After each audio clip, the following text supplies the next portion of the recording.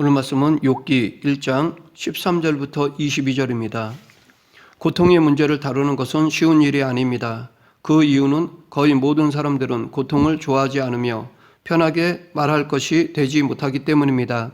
그래서 대부분의 사람들은 고통에 관해 이야기하는 것을 싫어합니다. 죽음이나 상실의 아픔에 대해 말하고 싶어 하지 않습니다.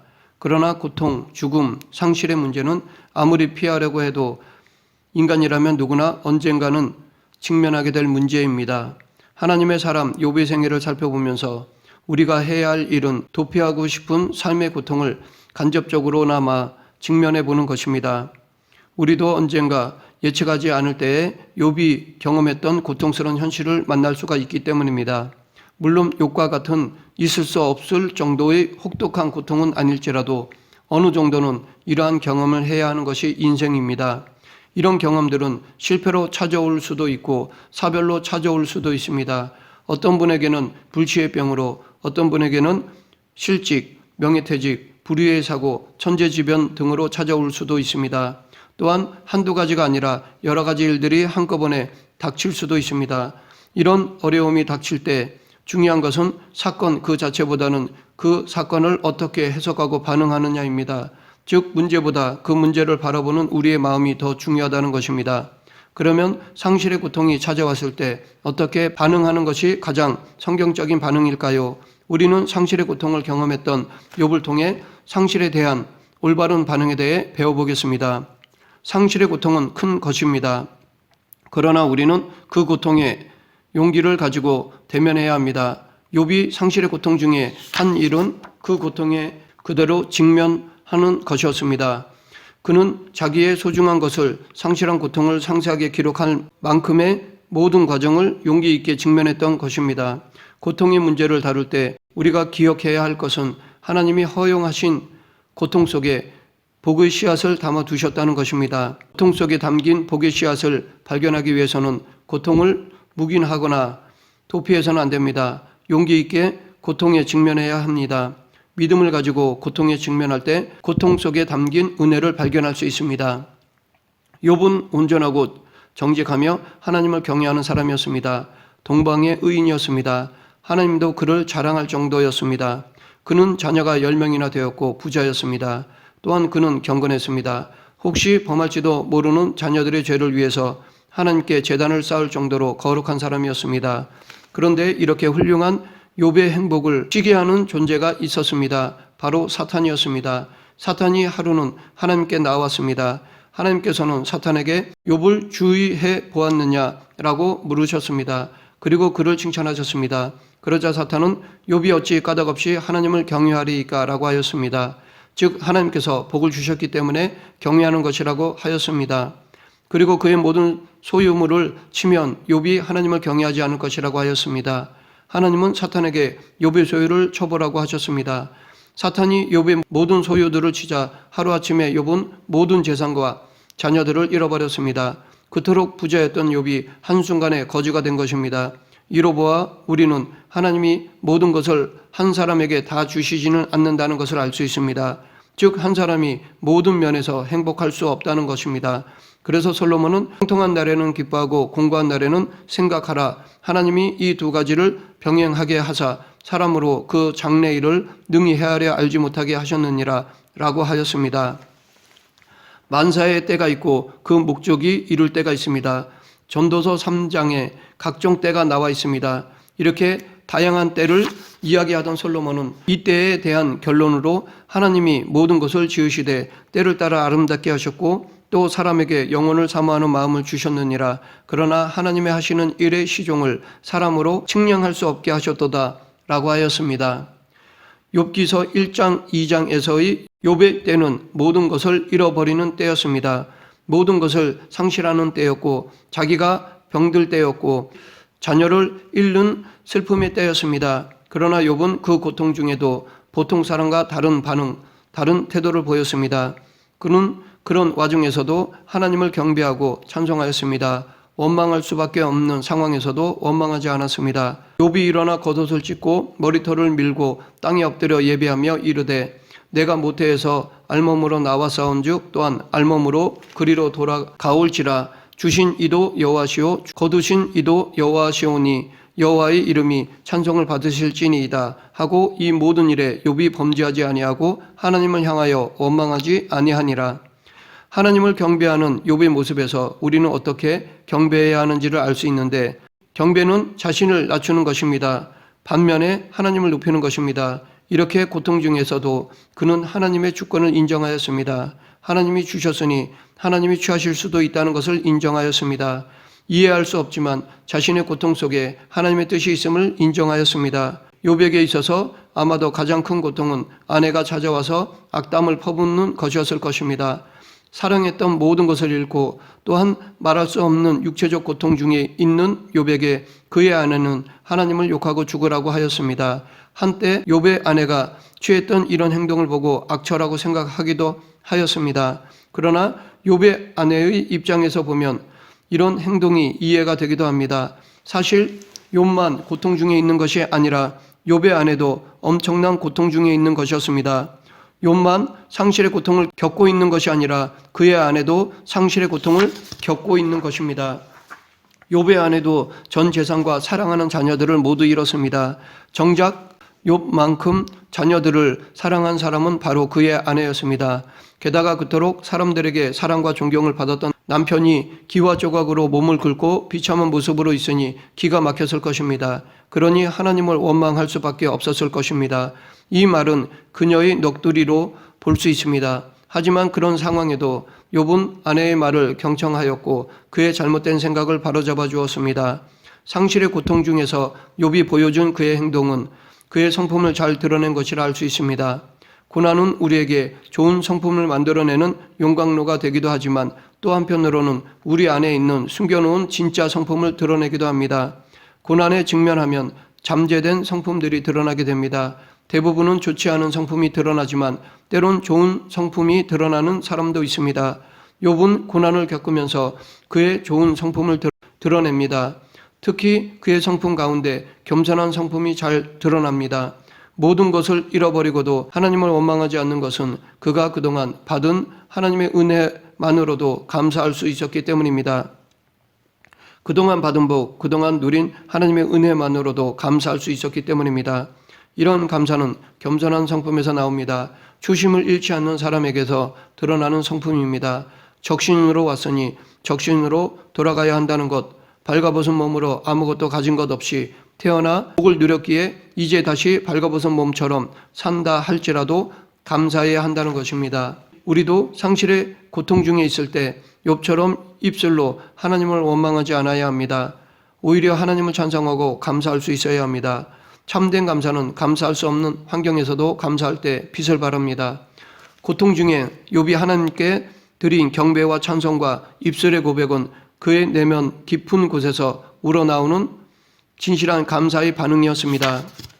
상실의 고통은 결코 쉽게 다룰 수 있는 것이 아닙니다. 가장 소중한 것, 가장 사랑하는 사람을 상실했을 때 경험하는 고통은 한마디로 설명하기 어렵습니다. 상실은 상처를 줍니다. 공허감을 주고 절망감을 줍니다. 상실 때문에 비전을 잃기도 합니다. 우리는 이미 상실의 고통을 통과한 사람들을 통해 그들이 상실의 고통을 어떻게 극복했는지를 배워야 합니다. 상실의 고통을 통과하는 사람들은 다음과 같은 과정을 거치게 됩니다. 첫 번째 단계는 상실의 충격 때문에 혼돈 속에 빠집니다. 처음 상실을 경험했을 때 찾아오는 것은 충격입니다. 평소에 마음을 잘 훈련한 사람도 가장 소중한 것들을 상실했을 때 충격을 받습니다. 충격은 무섭게 찾아올 수 있습니다. 충격이 찾아오면 모든 것이 다 깨지고 분열되는 것처럼 느껴집니다. 두려움이 엄습하고 염려와 근심이 찾아옵니다. 그러나 상실의 고통 중에 이런 느낌이 찾아올 때 그것을 당연하게 받아들여야 합니다. 그런 감정은 곧 지나갈 것임을 믿고 흑암과 혼돈과 무질서 속에서 고요히 하나님을 의지하는 자세를 취해야 합니다. 두 번째 단계는 상실을 부인하려고 몸부림을 칩니다. 상실의 고통을 겪을 때 처음에는 충격을 받지만 그 후에는 그 사실을 부인하려고 합니다. 욥도 그의 아내도 사실을 인정하고 싶지 않았을 것입니다. 사랑하는 사람을 잃은 직후에는 마치 죽은 사람이 살아서 돌아올 것만 같습니다. 함께 대화를 나누던 자리에 앉는 순간 우리 곁에 떠난 사람이 아직도 함께 앉아 있는 듯이 느껴집니다. 그래서 상실한 사실을 부인하려고 몸부림을 칩니다. 그러나 기억해야 할 것은 상실의 사실을 부인한다고 문제가 해결되는 것이 아니라는 것입니다. 오히려 상실한 사실을 인정할 때 상실의 고통에서 빠져나올 수 있습니다. 세 번째 단계는 상실 때문에 분노합니다. 거의 모든 사람들이 사랑하는 사람을 잃을 때 분노가 치밀어 오르는 것을 경험하게 됩니다. 욥의 아내가 보인 행동이 바로 이 분노의 반응이라 할 수 있습니다. 사랑하는 사람을 치어 숨지게 한 술 취한 운전자에게 분노가 치밀어 오르는 것은 지극히 자연스러운 현상입니다. 또한 죽은 이에게 어떤 말을 해주지 못했거나 갈등을 풀지 못했을 때 자신에게 분노를 터뜨릴 수 있습니다. 사랑했던 사람이 자신의 몸을 잘 돌보지 않아 죽음을 재촉했다는 이유로 떠난 사람에게 분노를 일으키기도 합니다. 믿는 사람에게는 사랑하는 사람을 상실했을 때 하나님을 향해 분노하는 마음이 일어날 수도 있습니다. 그러나 분노의 치료약은 용서입니다. 용서가 쉽지는 않지만 우리가 남을 용서하는 이유는 우리가 하나님 앞에서 용서받은 자라는 사실 때문입니다. 네 번째 단계는 상실에 대해 남을 탓하거나 자신을 자책합니다. 상실의 고통을 지날 때 우리는 쉽게 남을 탓하게 됩니다. 상실의 고통에 대해 자신이 책임을 느끼기보다 남을 탓하고 싶은 마음이 생깁니다. 그 이유는 내면에 깔린 죄책감 때문입니다. 상실한 사실에 대한 자책감 때문에 오히려 남을 탓하는 것입니다. 그렇지 못한 사람은 심한 자책감 때문에 괴로워합니다.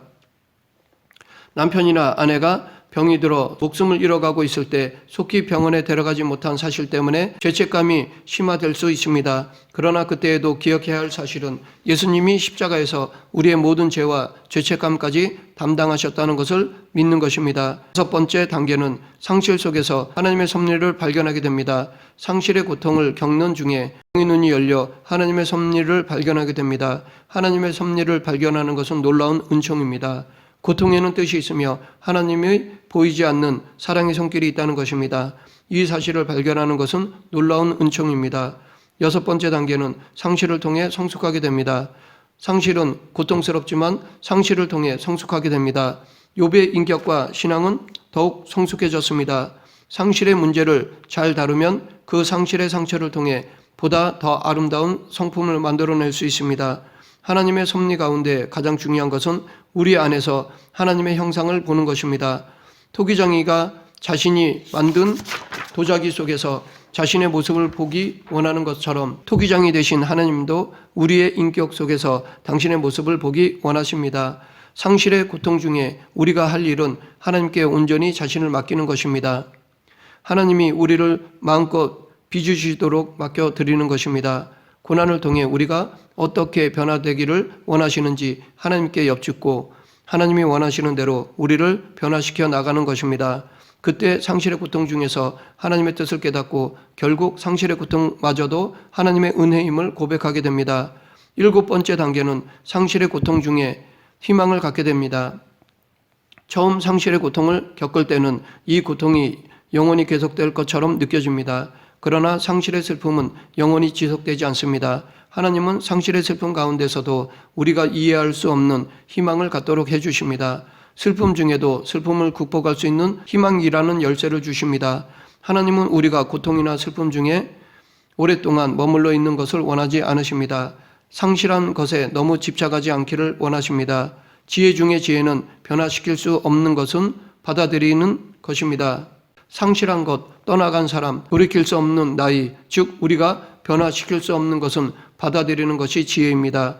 상실한 것에 너무 집착하게 되면 하나님이 예비하신 또 다른 은혜를 보지 못하게 됩니다. 조카 롯이 좋은 땅을 선택하고 떠났을 때 아브라함은 아쉬웠습니다. 조카 롯을 상실한 아픔이 있었습니다. 그때 하나님이 상실한 것에 대한 집착을 버리고 눈을 들어 동서남북을 바라보라고 말씀하셨습니다. 그 땅을 모두 주겠다고 하셨습니다. 하나님은 아브라함이 상실한 것보다 더 놀라운 것을 예비하셨습니다. 이삭과 가나안 땅을 예비해 두셨습니다. 모압 여인 룻은 남편을 상실하고 시어머니 나오미를 따라 고국을 떠나 하나님 백성들의 나라에 거하게 되었습니다. 그녀는 남편과 나라의 민족을 상실한 여인이었습니다. 그런데 하나님은 룻에게 더 좋은 은혜를 예비해 두셨습니다. 다윗이 밧세바를 범한 것 때문에 하나님은 밧세바가 낳은 첫 아들을 치겠다고 하셨습니다. 그때 다윗은 음식을 전폐하고 하나님의 긍휼을 구했습니다. 그러나 결국 하나님은 그의 아들을 데려가셨습니다. 그러자 다윗은 오히려 더 이상 슬퍼하지 않았습니다.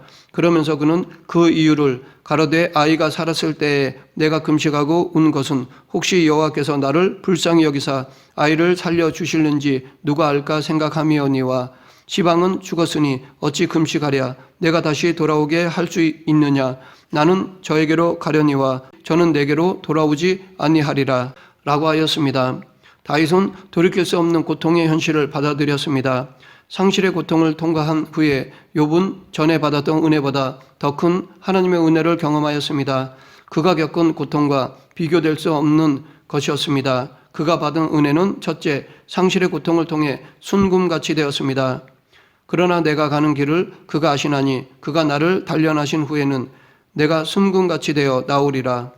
금을 정련하고 다듬고 완전하게 만드는 과정은 시간과 엄청난 양의 열을 필요로 합니다. 그리스도의 인격을 담는 순금 같은 인물이 되는 것도 마찬가지입니다. 하나님은 상실의 고통을 통해 욥을 순금 같은 인격과 믿음을 가진 인물로 만드셨습니다. 상실의 고통을 통해 욥은 인내의 사람이 되었습니다. 둘째, 상실의 고통을 통해 하나님을 뵙게 되었습니다. 욥기의 마지막 부분에서 욥이 하나님을 친히 뵙는데 욥은 하나님을 친히 경험하고 회개하였습니다. 내가 주께 대하여 귀로 듣기만 하였사옵더니 이제는 눈으로 주를 배움나이다. 그러므로 내가 스스로 하나고 티끌과 제 가운데서 회개하나이다. 가장 큰 복은 하나님을 뵙는 것입니다. 하나님을 경험하는 것입니다. 욥은 고통 중에 그 귀한 경험을 하였습니다. 다윗도 이런 소중한 경험을 한 후에 그 감격을 내가 여호와께 아뢰되 주는 나의 주시오니 주밖에 나의 복이 없다 하였나이다. 내가 여호와를 항상 내 앞에 모심이여 그가 내 우편에 계심으로 내가 요동치 아니하리로다 라고 하였습니다. 셋째, 상실의 고통을 통해 용서의 사람이 되었습니다. 상실의 고통에 직면하게 되면 쉽게 남의 탓을 하고 원망하게 됩니다. 욥은 비록 입술로는 범죄하지 않았지만 상실의 고통을 겪는 사람이 통과해야 할 모든 감정을 다 경험하였습니다. 특히 고통 중에 있는 그를 찾아와서 논쟁으로 괴롭혔던 친구들에게 분노의 감정이 있었을 것입니다. 하나님은 욥의 마음을 아시고 욥의 친구들을 책망하시며 욥에게 가서 번제를 드리고 그에게 기도를 받으라고 하셨습니다. 즉 욥이 의인이라고 손들어 주셨습니다. 또한 욥에게는 그들을 위해 기도하라고 하셨습니다.